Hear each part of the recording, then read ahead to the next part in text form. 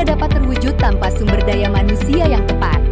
Karena itulah perencanaan SDM menjadi salah satu kunci keberhasilan organisasi. Bayangkan jika banyak pegawai pensiun dalam waktu yang bersamaan, beban kerja akan meningkat dan pelayanan dapat terganggu. Kondisi seperti ini sering terjadi ketika organisasi tidak memiliki perencanaan SDM yang baik.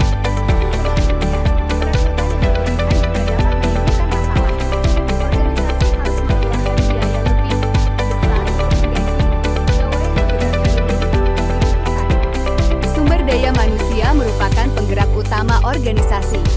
Teknologi dan fasilitas hanya akan berfungsi secara optimal apabila dikelola oleh orang-orang yang kompeten.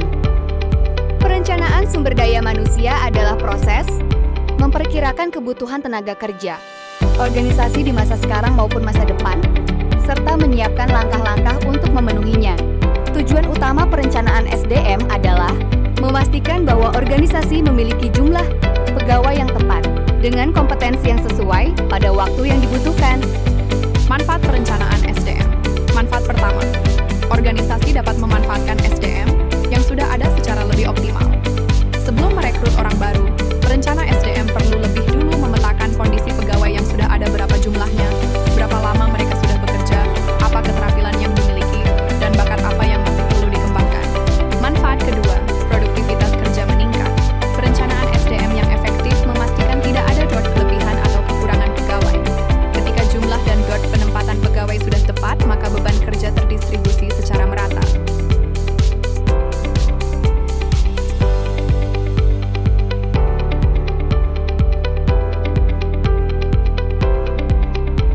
Manfaat ketiga, organisasi bisa menentukan kebutuhan SDM untuk masa depan, khususnya untuk organisasi besar atau yang sudah mapan. Manfaat keempat, penanganan informasi ketenaga kerjaan yang lebih baik. Perencanaan SDM mendorong organisasi untuk mendokumentasikan data pegawai secara lengkap dan sistematis, mulai dari jumlah tenaga kerja, masa kerja, status pernikahan, dan juga tunjangan. Manfaat kelima, mendorong dilakukannya penelitian. Perencanaan yang baik tidak bisa dilakukan tanpa data yang akurat. Oleh karena itu, perencanaan SDM mendorong organisasi untuk aktif melakukan penelitian.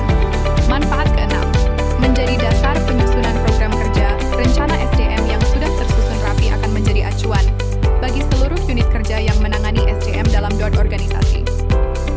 Langkah-langkah perencanaan SDM. Langkah pertama, mengamati lingkungan. Sebelum membuat rencana apapun, perencana SDM harus lebih dulu memahami konteks di mana organisasi beroperasi. Lingkungan eksternal mencakup 3 hal utama. Pertama, kondisi pesaing agar tetap kompetitif.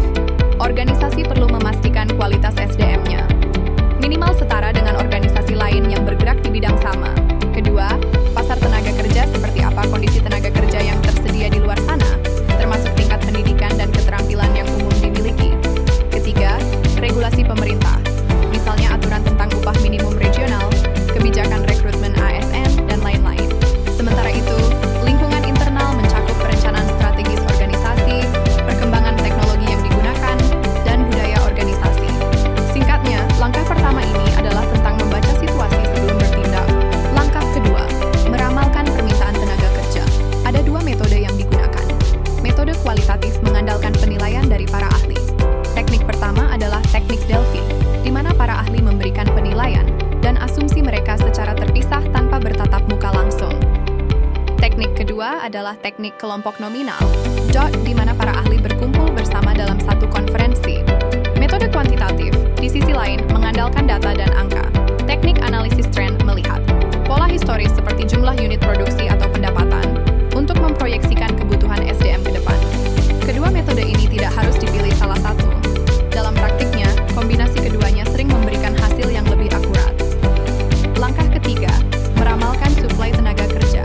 Setelah tahu berapa banyak SDM yang dibutuhkan, sekarang pertanyaannya, dari mana SDM itu akan datang? Suplai internal berasal dari dalam organisasi itu sendiri. Ada 2 cara untuk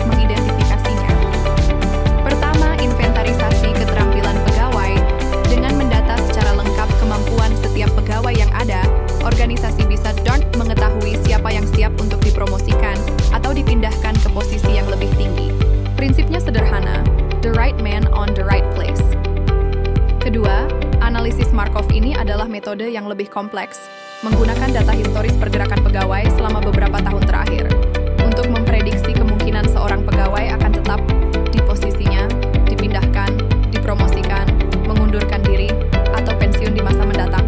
Namun tidak semua kebutuhan bisa dipenuhi dari dalam. Ketika suplai internal tidak mencukupi, organisasi harus beralih ke suplai eksternal. Data untuk ini bisa diperoleh dari laporan ketenagakerjaan pemerintah seperti Badan Pusat Statistik atau Kementerian Tenaga Kerja, serta dari analisis kondisi pasar kerja secara umum. Langkah keempat, analisis kesenjangan. Di langkah keempat, hasil dari dua peramalan sebelumnya, permintaan dan suplai dipertemukan. Inilah yang disebut analisis kesenjangan atau gap analysis. Nah, jika permintaan lebih besar dari suplai, organisasi menghadapi kekurangan pegawai.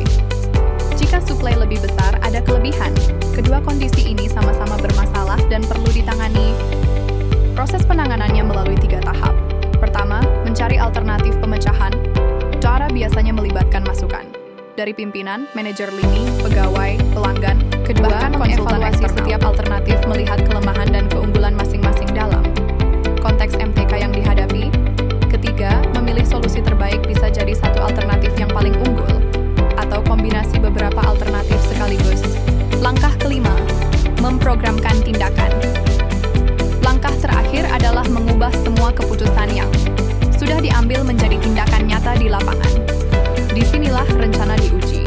Solusi yang sudah dipilih diimplementasikan, progres dipantau secara berkala, dan jika ditemukan penyimpangan dari rencana awal, koreksi dilakukan segera.